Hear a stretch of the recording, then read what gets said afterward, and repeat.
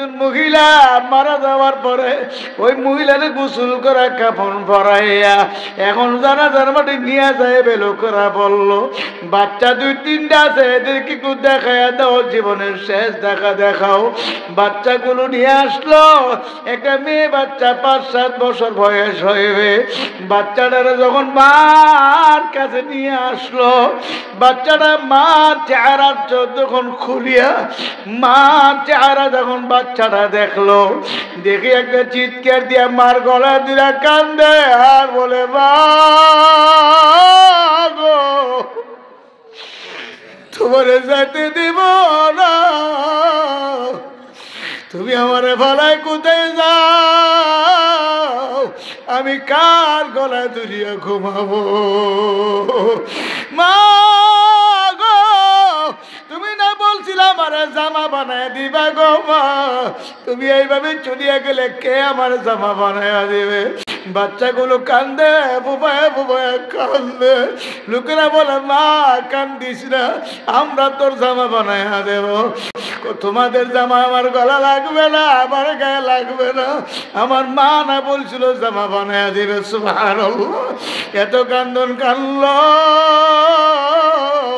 আর তো রাখতে পারলো না।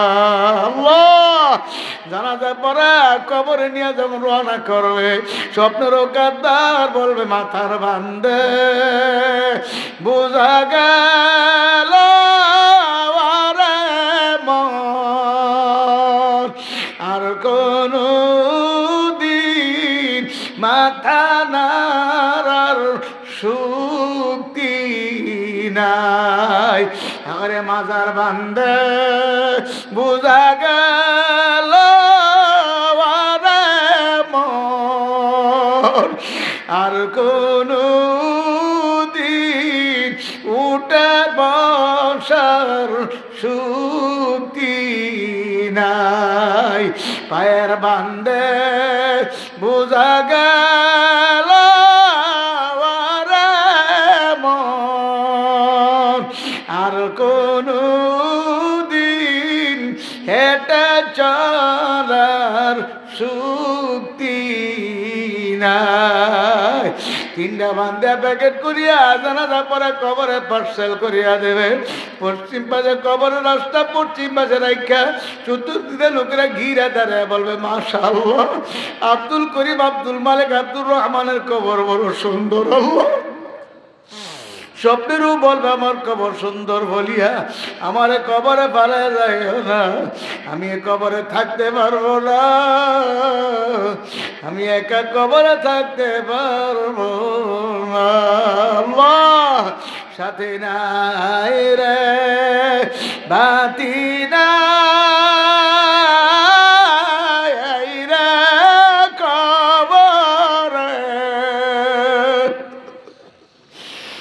বন্ধু নাই রে বান্ধব নাই রে কবর। মজার ওই যে গত কয়েক বছর আগে আসছিলাম, আনোয়ার ভাইয়ের আব্বা জানারে দেখছিলাম। আজকে আসার পরে শুনতে পাইলাম দুনিয়াতে নাই, গত বছর চলে গেছে। এই বছর আজকে আমরা মাহফিলে আছি, আগামী বছর মাহফিল হবে হয়তো, কে থাকি না থাকে কেউ জানে না। আজকের মাহফিল জীবনের শেষ মাহফিল বড় করিয়া চক্করের বন্ধু করে আমার মাওলারে ডাকার মতো ডাক।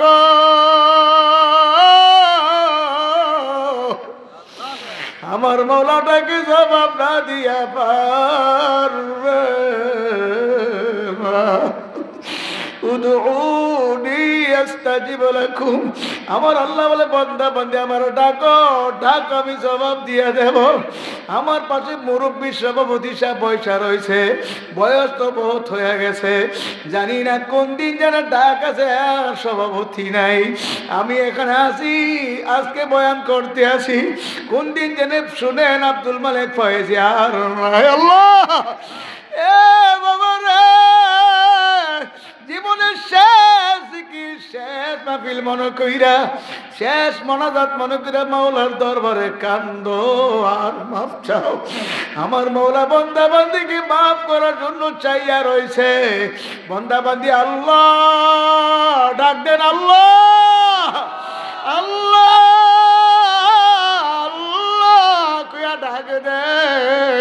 আমার আল্লাহর কুদরতি পরানটা ঠান্ডা হইয়া যায়। আমার মাওলা বলে, বান্দা বান্দি আমি মাওলা তোর বিচার চাইয়া চাই দেখতে আছি।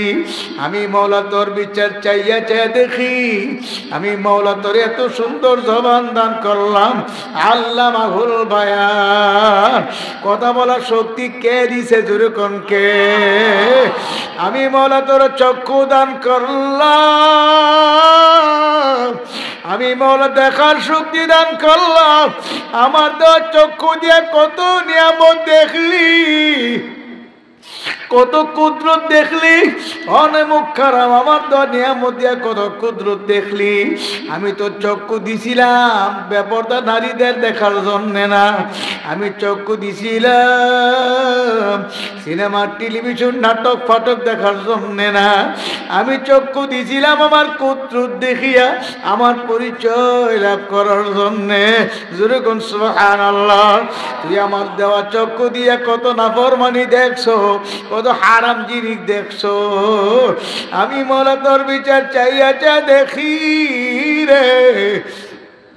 আমি মাওলা তো সুন্দর তোর জবান দিলাম, চক্ষু দিলাম, হাত দিলাম, পা দিলাম, নাক দিলাম, মুখ দিলাম, তোর পা দিলাম, তরঙ্গ প্রত্যঙ্গে তো সুন্দর করে সাজাইলাম।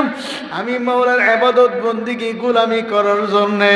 কই তোর তো আমি গোলামির মধ্যে পাইলাম না, ইবাদতের মধ্যে পাইলাম না। আমি মাওলা যখন তোরা ডাক দিব, টান দিব, আমার হাতে ধরা না দিয়া পারবা না। আল্লাহ খারাপের দলেরও দুনিয়ার গুড্ডি যখন উড়াইতে থাকে, দুনিয়ার মানুষ গুড্ডি উড়ে, গুড্ডি উঠতে থাকে, উঠতে থাকে। যখন গুড্ডির দোষতা টান দেয়, গুড্ডিয়ার উপরে থাকতে পারে না, ধরা দিয়া দে। আমহিল হুম রুবাইদা। আমার মাওলা বলে, বান্দা বাঁধে তোরে সাইরা দিলাম, সাইরা দিলাম, দুনিয়ার সাগরে সাইরিয়া দিলাম। বান্দা বাঁধি ঘুর ঘুর ঘুর। দুনিয়ার মজা পাইছ রে, দুনিয়ার তাসের মধ্যে মজা পাইছো, হারামের মধ্যে মজা পাইছো, জুয়া খালায় মজা পাইছো, দুনিয়ার সিনেমা টেলিভিশন নাচ গানের মধ্যে মজা পাইছো, দুনিয়ার নাফরমানির মধ্যে মজা পাইছো। আগারে দুনিয়ার নাফরমানির মধ্যে ডুববা রইছো। আমি মাওলা তোর বাড়ির দরজায় যখন মালাকুল মউত পাঠায়া দেব, মালাকুল মউত যখন তোর বাড়ির দরজায় হাজির হয়ে যাইবে, দুনিয়ার কোনো শক্তি রক্ষা করতে পারবে না। আজরাইল আলাইহিস সালাম যখন নাফরমানের সামনে এসে হাজির হইবে, নাফরমান গুনাহগার স্বপ্নের মতো দেখতে পারবে। আজরাইল আলাইহিস সালামের মাথা আসমানে, পা জমিনে, এক হাত মাশরিকার, এক হাত মাগরিবে, তামাম দুনিয়া বরাবর আজরাইলের দেখো, আজরাইলের চোখগুলো বড় বড় নীললোকের দিঘির মতো হয়ে হইবে। আজরাইলের হাতের নখগুলো বড় বড় কুদলের মতো হয়ে যাইবে, মুখের দাঁতগুলো বড় বড় হয়ে যাইবে, গায়ের পশমের ঘোড়া দিয়ে আগুনের বিজলি বাড়তে থাকবে। নাফরমান গুনাহগারের দিকে তাকায় আজরাইল আলাইহিস সালাম বলবে, আরে কবি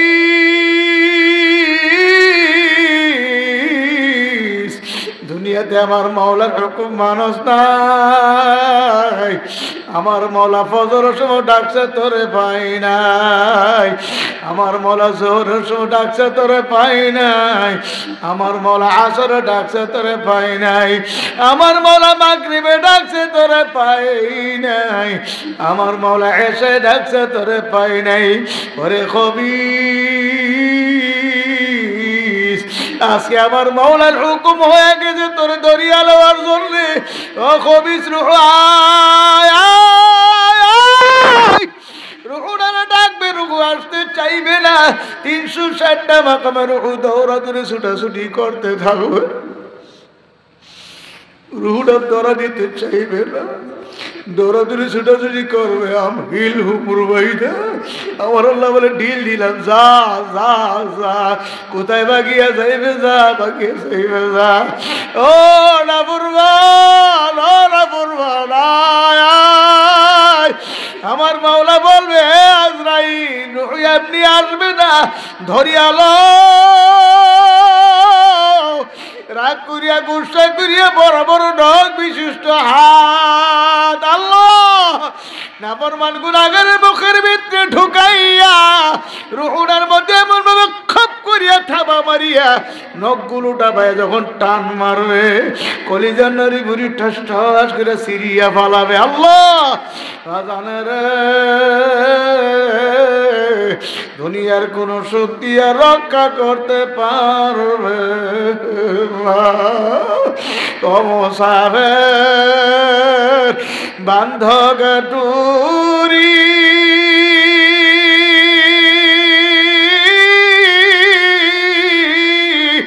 বহুদূর ঠিকানা আসবি জানা কালবি জানা কবর আখের ঠিকানা। এ কবর যাত্রীরা মুসাফিরের দলেরা কি নিয়ে কবরে রওনা করছো? কবর তো বারবার ডাকে, ওরে আব্দুল কারীম আনা বাইতুল ওয়াহাদা, আমি একাকির ঘর, আনা বাইতুল জুলম, আমি অন্ধকার ঘর, আমি পোকামাকড় সাপ বিচ্ছুর ঘর। যারা আমার গর্বে আসতে আসো ইমান আমলের সাথে আর বাতি নিয়ে আইসো, যদি ইমান আমলের সাথে আর বাতি নিয়ে আসতে পারো আমি কবর তোমার জন্য বেহেশতের বাগান হইয়া যাইব। সুবহানাল্লাহ।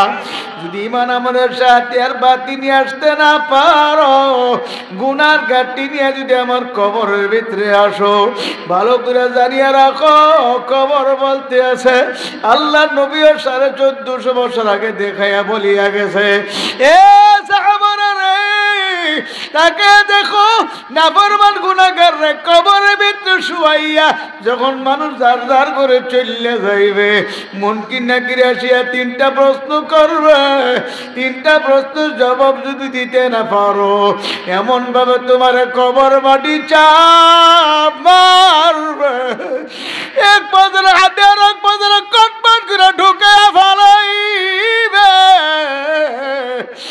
এক পাজরে হাতে আর এক পাজরে ঢুকে যাইবে। সহ্য করার ক্ষমতা কোনো মানুষের নাই। আল্লাহ আল্লাহ নবী বলে উম্মত শুধু এই নয়, কবরের ভিতরে আন্দা ভৈর একজন ফেরেশতা আসবে, আসি এমন ভাবে ঘুর যদি আকাশ করতে থাকবে হাজার হাজার বছর চিৎকার করবা, ঘইরাতে থাকবা, চিৎকার করলে কোনো লাভ হইবে না, কোনো ফায়দা হবে না। আমার মাওলা বলে অনি মুখ খারাপ না ফরমান, আমি তোর কান্দন শুনবো না, তোর দিকে তাকাবো না। আমার মাওলা যদি ফিরিয়া না তাকায় আমার মাওলার আযাব সহ্য করার ক্ষমতা পৃথিবীর কোনো মানুষের নাই। বাজার কত নাফরমান গুনাহগারের মত সময় কত কষ্টর মরণ হয় রে বাবা। গেছিলাম রূপগঞ্জ, ঢাকার সেই রূপগঞ্জ বয়ানে নাকি মসজিদে পয়সা রয়েছি, আমাদের একজন মুজাহিদ আমার পাশে পয়সা বলে হুজুর জীবনে কত লাখ গোসল করাইছি কোনোদিন তো ভয় পাই নাই, একটা লাশ গোসল করতে যে এমন ভাবে ভয় পাইছি। আমি বললাম কেমনে ভয় পাইলেন? হুজুর গোসল করতে যে দেখি তার পায়খানা রাস্তা দিয়ে ঝুপ ঝুপ করে কলিজা ছিঁড়া টুকরা বের হইতে আছে। হুজুর এতগুলা কলিজার টুকরা বাহির হইল, আবার মনে হয়েছিল সমস্ত কলিজাটা বাহির হইয়া গেল। আমি বললাম বুঝতে পারেন নাই, মাওলার আজরাইল রুহের মধ্যে ধরিয়া টান মারছে, কলিজাটা টাস টাস করে ছিঁড়িয়া গেছে গো। ওই ছিঁড়া টুকরা পায়খানা রাস্তাটা বাহির হয়। এ আমার বাবারা, পর্দার আল্লাহর মা বোনেরা, কি নিয়ে কবরে রওনা করছো গো মা? আজকে চোখে পানি আসে না, দিলটা নরম হয় না। আল্লাহর ওলিদের জীবনী পয়রা দেখো। চরমনার সৈয়দ সাক রহমাতুল্লাহি আলাইহি সফর করে বাড়ি যায় একই সঙ্গে ছেলে মেয়েদের কিনে খানা খাইতে বসতেন। একদিন জোহরের নামাজের পরে খানার জন্য বসে, আল্লাহর কুতুব খানার জন্য অপেক্ষা করতেছে, খানা আসতে আসে না। হুজুর বলল, বাবা ফজলুল করিম, তোমরা বসো দেখি তোমার আম্মাজান দেরি করতে আছে কেন? পাক শাকে তো দেরি হইতে আছে কেন? হুজুর হাঁটতে হাঁটতে পাক করে দরজার সামনে যাইয়া দেখে হুজুরের মা চোখের পানি ফালায় ফালায় কান্দে, আগুন দিকে চেয়ে চেয়ে কান্দতে আছে। হুজুর ডাক দিয়ে বললে, বিবি ইসাক রাহমাতুল্লাহ আলাইহি বলে, বিবি এত ভাবে তুমি কেন কান্দো? লাকড়ি চুলা পাক করতে কষ্ট এজন্য কান্দো নাকি? হুজুরের বিবি বলল, হুজুর না না, আমি এই জন্য কান্দি না, আমি কান্দি আগুনের দিকে তাকাইয়া। চরমনার ময়দানে আপনাদের জবানে তো শুনছি, দুনিয়ার আগুনের চেয়ে জাহান্নামের আগুন কোটি কোটি গুণ বেশি তেজের আগুন। এই দুনিয়ার সামান্য আগুন, এই আগুনের ভিতরে একদম শক্ত লাকড়ি, বরাক বাঁশের গুড়ার লাকড়ি ঢুকাইছি। এত শক্ত লাকড়ি, এক মাথা দিয়ে আগুন ধরছে, আর এক মাথা দিয়ে ফুসফুস করে ধোঁয়া আসতে আছে।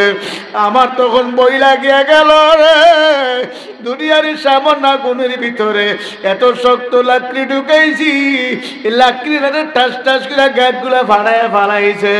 এত শক্ত লাকড়ি, এক মাথা দিয়ে আগুন ধরলো, আর এক মাথা দিয়ে ফুসফুস করে ধোঁয়া আসতে লাগলো। এ দুনিয়ার আগুন যদি এত শক্ত লাকড়িকে এমন ভাবে জ্বালাইতে পারে, আমি তো নরম প্রকৃতির মানুষ, দুনিয়ার আগুনের হিট সহ্য করতে পারি না। আমি যে কবরে রওনা করছি, আমার কবরে যদি জাহান্নামের আগুন ভরিয়া যায়, আমি কেমনে জাহান্নামের আগুন সহ্য করব? এই জাহান্নামের ভয়ে আমি কান্দি হুজুর। তখন আল্লাহর কুতুব একটা চিৎকার দিয়া বিবির গলা জড়িয়া কান্দে, বিবি ও স্বামীর গলায় ধরিয়া কান্দে। ফজলুল করিম রহমাতুল্লাহ আলাইহি বলছিলেন, আমিও বুঝি না বাবা জান গেল, সেও কেন আসে না। আমিও হাঁটতে হাঁটতে পাক করে দরজার সামনে যাইয়া দেখি মা বাবা জানের গলায় ধরিয়া কান্দে, বাবা জান মার গলায় ধরিয়া কান্দে, আর বলে, ওরে আমার মাওলা রে,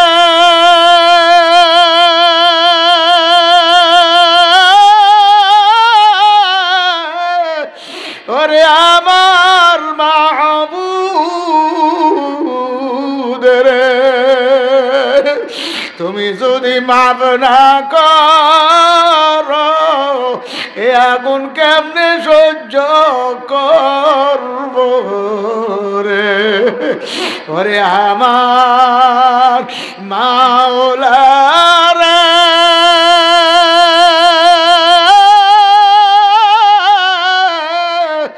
ওরে আমার মাশূক রে, তুমি যদি মাফ না করো, এ আগুন কেমনে সহ্য করব রে? যার জীবনে কোনোদিন নামাজ ছুটে নাই, কাজা হয় নাই, আল্লাহর কুতুব বলছিল, বিবি এত রাত্র পর্যন্ত তলেবেল ইলমদের পাকশাক করিয়া ঘুমাও, তোমার কি ফজর নামাজ কোনো সময় কাজা হয়নি? আল্লাহর কুতুবের বিবি বলছিল, না না না, আমার কোনোদিন নামাজ কাজা হয় নাই। সুবহানাল্লাহ। ও পর্দার আল্লাহর মা বোনেরা গো, আল্লাহর কুতুবের বিবি এক ওয়াক্ত নামাজের কাজা হয় নাই, তারপরে যদি জাহান্নামের ভয়ে এমন করে কাঁদতে পারে, যে সমস্ত মারা নামাজ পড়ো না, পর্দা করো না, দিনের উপর চলো না গো মা, এবার হিসাব মিলিয়ে দেখো তোমার আমার অবস্থা কি হইবে। আমি পায়ের নিচে হাত রেখে বলিয়া থইয়া যাই, এখনো সমাজে ফিরো ফিরো, আমার মাওলার দরবারে খাস ভাবে তওবা করো, চোখের পানি ফালায়া কান্দো। রাবিয়া বসরি রহমাতুল্লাহি আলাইহা আমার মাওলার এই আয়াত তেলাওয়াত করে আর কান্দে। ফারিকুম ফিল জান্নাতি ওয়াফারিকুম ফিস সাঈর, এই আয়াত তেলাওয়াত করে আর চোখের পানি ফালায়া ফালায়া কান্দে। আমার আল্লাহ বলছে কিয়ামতের ময়দানে একদল জান্নাতের ভাগে হবে আর একদল জাহান্নামের ভাগে পড়বে। রাবিয়া বসরি কান্দে, মালিক আমি রাবিয়া কোন ভাগে পড়ি জানি না তো আল্লাহ, আমি যে কোন ভাগে পড়ি জানি না, আল্লাহ দয়া করে জান্নাতের ভাগে আমার দান করো। হাসান বসরি একদিন ডাক দিয়ে বলল, রাবিয়া রে এখনো কি বিবাহ করার সময় হয় নাই? রাবিয়া বলল, বিবাহের সময় তো পার হয়ে গেল, চুলগুলো তো পাক্কা সাদা হয়ে যাইতে লাগলো, বিবাহ করার সময় তো আমি চিন্তাই করতে পারি না।